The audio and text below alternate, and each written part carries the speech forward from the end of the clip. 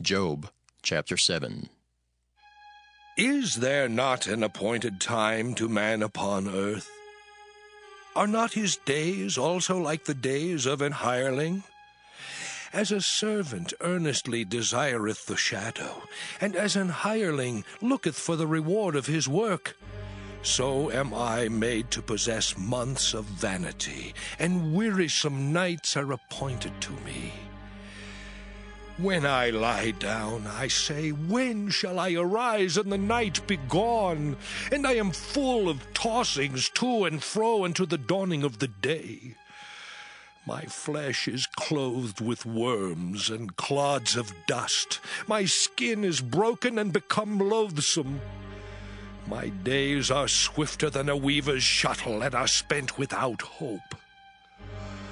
Oh, remember that my life is wind. Mine eye shall no more see good. The eye of him that hath seen me shall see me no more. Thine eyes are upon me, and I am not. As the cloud is consumed and vanisheth away, so he that goeth down to the grave shall come up no more. He shall return no more to his house, neither shall his place know him any more. Therefore I will not refrain my mouth. I will speak in the anguish of my spirit. I will complain in the bitterness of my soul. Am I a sea or a whale that thou settest a watch over me?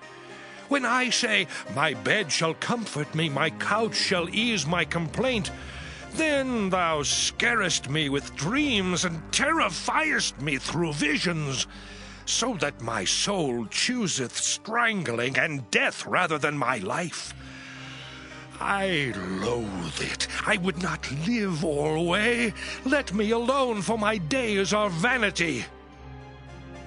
What is man that thou shouldest magnify him, and that thou shouldest set thine heart upon him, and that thou shouldest visit him every morning and try him every moment? How long wilt thou not depart from me, nor let me alone till I swallow down my spittle? I have sinned. What shall I do unto thee, O thou preserver of men? Why hast thou set me as a mark against thee, so that I am a burden to myself? And why dost thou not pardon my transgression, and take away mine iniquity? For now shall I sleep in the dust, and thou shalt seek me in the morning, but I shall not be. Job chapter 8. Then answered Bildad the Shuhite, and said, How long wilt thou speak these things? And how long shall the words of thy mouth be like a strong wind? Doth God pervert judgment, or doth the Almighty pervert justice? If thy children have sinned against him, and he have cast them away for their transgression, if thou wouldest seek unto God betimes, and make thy supplication to the Almighty, if thou wert pure and upright, surely now he would awake for thee, and make the habitation of thy righteousness prosperous.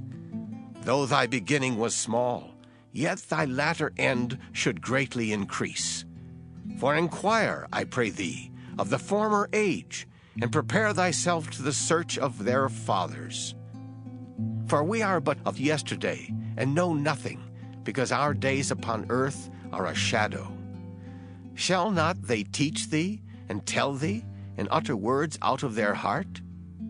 Can the rush grow up without mire? Can the flag grow without water? Whilst it is yet in his greenness, and not cut down, it withereth before any other herb. So are the paths of all that forget God, and the hypocrite's hope shall perish, whose hope shall be cut off, and whose trust shall be a spider's web. He shall lean upon his house, but it shall not stand. He shall hold it fast, but it shall not endure. He is green before the sun, and his branch shooteth forth in his garden. His roots are wrapped about the heap, and seeth the place of stones. If he destroy him from his place, then it shall deny him, saying, I have not seen thee. Behold, this is the joy of his way, and out of the earth shall others grow. Behold, God will not cast away a perfect man, neither will he help the evildoers, till he fill thy mouth with laughing and thy lips with rejoicing. They that hate thee shall be clothed with shame, and the dwelling place of the wicked shall come to naught. Job chapter 9. Then Job answered and said, I know it is so of a truth, but how should man be just with God? If he will contend with him, he cannot answer him 1 of 1,000. He is wise in heart and mighty in strength. Who hath hardened himself against him, and hath prospered? Which removeth the mountains, and they know not, which overturneth them in his anger, which shaketh the earth out of her place, and the pillars thereof tremble, which commandeth the sun, and it riseth not, and sealeth up the stars, which alone spreadeth out the heavens, and treadeth upon the waves of the sea, which maketh Arcturus, Orion, and Pleiades, and the chambers of the south, which doeth great things past finding out, yea, and wonders without number. Lo, he goeth by me, and I see him not. He passeth on also, but I perceive him not. Behold, he taketh away. Who can hinder him? Who will say unto him, What doest thou? If God will not withdraw his anger, the proud helpers do stoop under him. How much less shall I answer him, and choose out my words to reason with him? Whom, though I were righteous, yet would I not answer, but I would make supplication to my judge. If I had called, and he had answered me, yet would I not believe that he had hearkened unto my voice. For he breaketh me with a tempest, and multiplieth my wounds without cause. He will not suffer me to take my breath, but filleth me with bitterness. If I speak of strength, lo, he is strong, and if of judgment, who shall set me a time to plead? If I justify myself, mine own mouth shall condemn me. If I say, I am perfect, it shall also prove me perverse.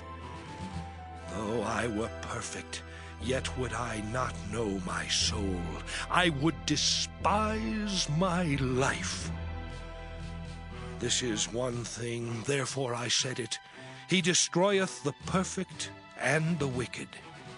If the scourge slay suddenly, he will laugh at the trial of the innocent. The earth is given into the hand of the wicked. He covereth the faces of the judges thereof. If not, where and who is he? Now my days are swifter than a post. They flee away, they see no good. They are passed away as the swift ships, as the eagle that hasteth to the prey. If I say, I will forget my complaint, I will leave off my heaviness and comfort myself, I am afraid of all my sorrows. I know that thou wilt not hold me innocent. If I be wicked, why then labor I in vain? If I wash myself with snow water, and make my hands never so clean, yet shalt thou plunge me in the ditch, and mine own clothes shall abhor me.